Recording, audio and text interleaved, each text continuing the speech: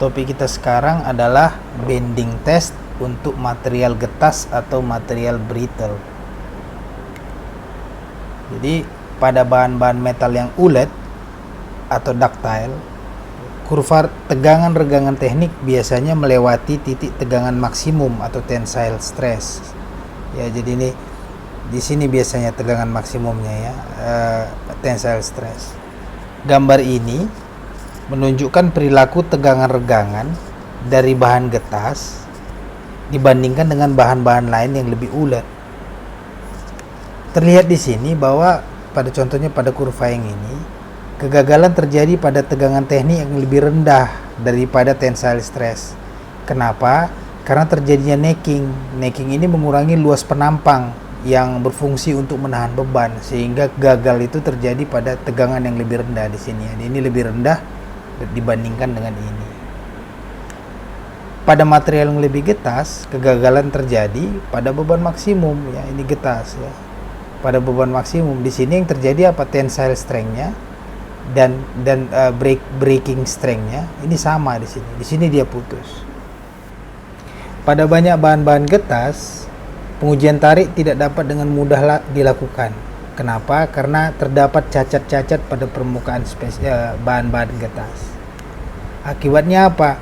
Seringkali bahan-bahan getas ini mengalami keretakan pada saat ditempatkan pada genggaman mesin uji tarik. Sehingga untuk bahan-bahan getas, bahan-bahan ini dapat diuji dengan bending test atau pengujian tekuk seperti kita lihat pada gambar ini. Ya.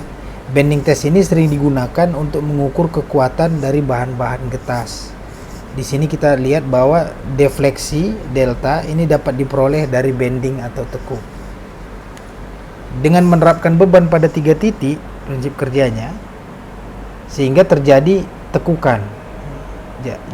Gaya tarik terjadi pada material di sini nih, berseberangan dengan titik tengah spesimen. Fracture itu dimulai di lokasi ini, di seberang ini.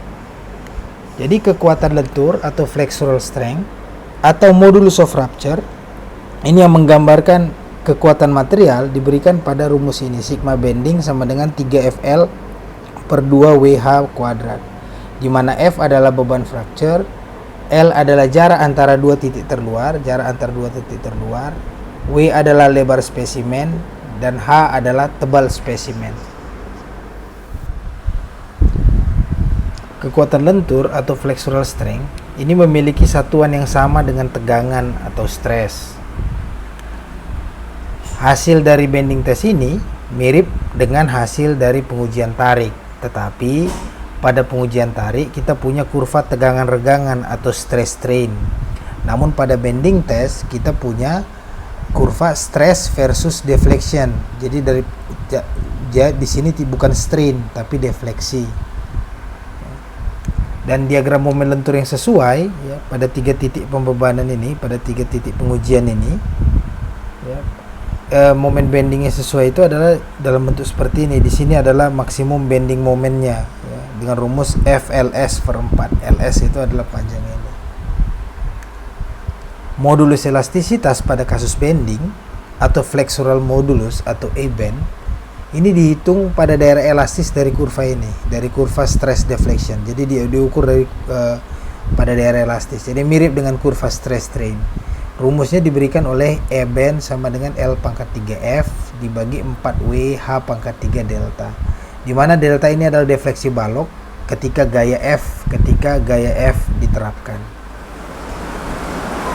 Bending test ini juga dapat dilakukan dengan menggunakan setup yang lain. Jadi setup kita sekarang ini, tadi sebelumnya setup kita menggunakan 3 titik, satu di tengah, satu di sini. Sekarang kita menggunakan setup yang menggunakan 4 titik seperti kita lihat pada gambar. Tegangan maksimum atau flexural stress untuk bending test 4 titik itu diberikan oleh rumus ini. Sigma bending sama dengan 3FL1, L1 itu adalah jarak ini antara dua ini, dibagi 4WH kuadrat. W ini ada, H adalah tebalnya. Kita perhatikan bahwa persamaan ini dan dua persamaan di slide-slide sebelumnya itu waktu penurunannya kita asumsikan bahwa kita mempunyai hubungan tegangan regangan yang linier, sehingga ini tidak dapat diterapkan dengan benar ke banyak jenis polimer. Jadi banyak jenis polimer yang hubungan antara tegangan regangannya itu tidak linier. Dan bending test 4 titik ini lebih cocok untuk menguji bahan-bahan yang mengandung cacat. Kalau kita lihat di spesimen ini di bagian tengah ini di dalam, ya, bending moment yang terjadi seperti ini kan terlihat ini bending momennya. Bending moment yang terjadi di antara plat bagian dalam ini konstan, dia konstan. Dan spesimen cenderung patah secara acak, kecuali di sini di tengah-tengah ini terdapat cacat yang dapat meningkatkan konsentrasi tegangan.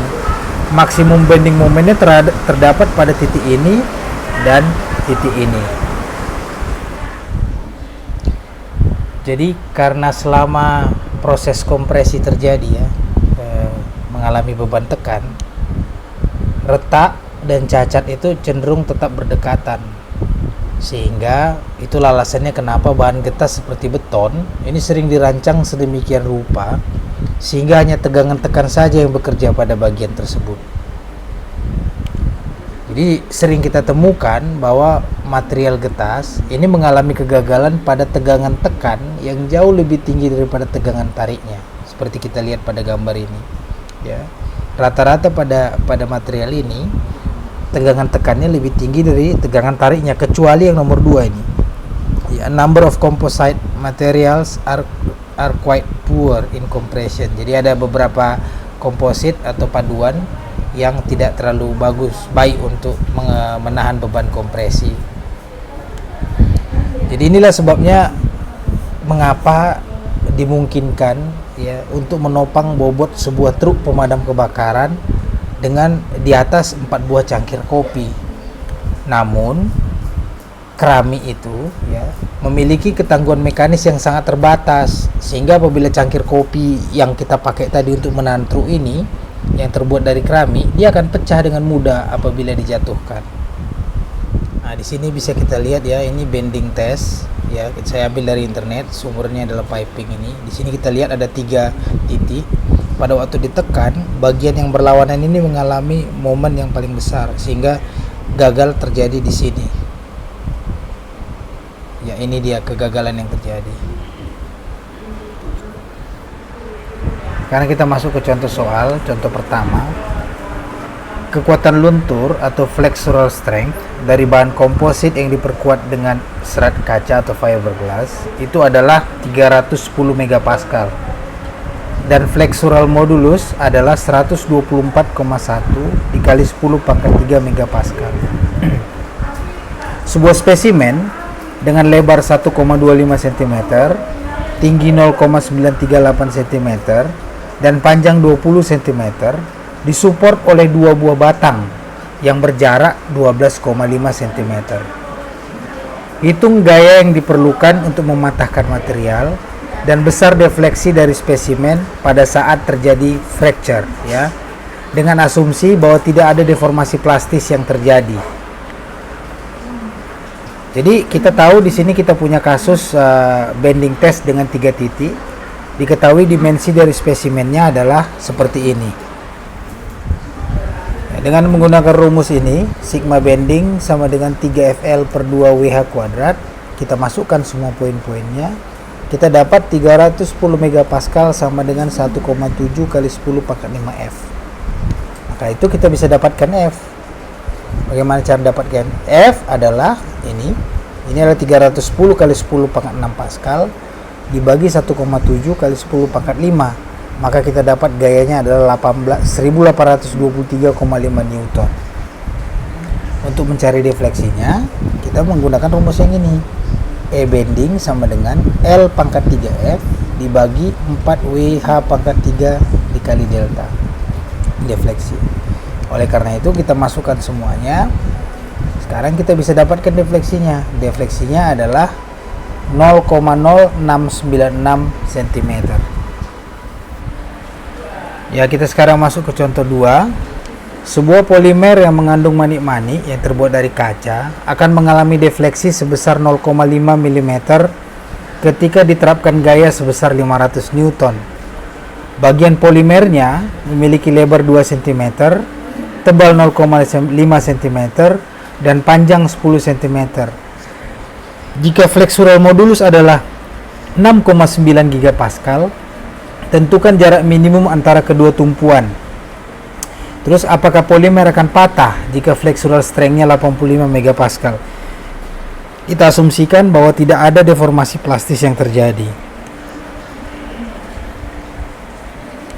Untuk menjawabnya, jarak minimum L antara kedua tumpuan dapat dihitung dengan menggunakan rumus ini. E bending sama dengan L pangkat 3F dibagi 4W H pangkat 3 dikali delta. Jadi kita masukkan poin-poinnya. Jadi ini kita tulis ulang. Sekarang L pangkat 3-nya keluar ke sini, E bendingnya keluar ke sini, ya, maka F jadi turun ke bawah.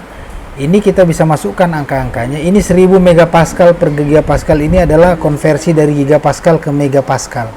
Kita masukkan angka-angkanya, maka kita dapatkan L pangkat 3 sebesar 69 mm pangkat 3. Akibatnya kita bisa dapat L sebesar 41 mm. Jadi inilah jarak minimum antara kedua tumpuan. Nah, sekarang kita mau menghitung tegangan yang bekerja pada batang ketika defleksi sebesar 0,5 mm terjadi, yaitu kita pakai rumus yang ini. Sigma bending adalah 3FL per 2WH kuadrat. Kita masukkan poin-poinnya, kita dapat 61,5 megapascal. Jadi kita bisa lihat bahwa tegangan yang diterapkan ini 61,5 megapascal adalah lebih kecil dari flexural strength yang sebesar 85 megapascal. Maka bisa kita simpulkan bahwa polimer ini tidak akan mengalami patah. Jadi sekian dulu video ini. Terima kasih.